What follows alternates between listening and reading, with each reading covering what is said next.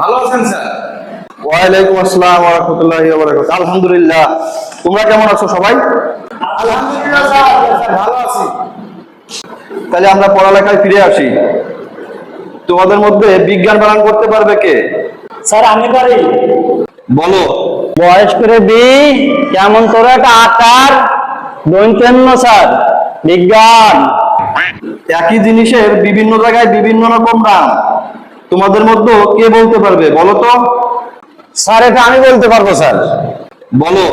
একই জিনিসের বিভিন্ন জায়গায় বিভিন্ন নাম, সেটা হচ্ছে স্যার চুল। স্যার মাথায় থাকলে চুল, একটু নিচে নামলে ভুরু স্যার, একটু নিচে নামলে মোষ, একটু নিচে নামলে দাড়ি। আর নিচে নামার দরকার নাই, অনেক ভালো বলছো। এই তুমি বলো, আমাদের জাতীয় প্রাণীর নাম কি? স্যার আমাদের জাতীয় প্রাণীর নাম হচ্ছে হাতি। তোমার এমন কেন মনে হলো? স্যার জাতীয় প্রাণী কি আপনি যেমন তেমন মনে করলেন নাকি? জাতীয় প্রাণী যে সে তো একটা বড় সড়ো একটা কিছুই বুঝাবে, তাহলে জাতীয় প্রাণী হবে কিভাবে? জাতীয় প্রাণী যেহেতু, তো হাতি হবে স্যার।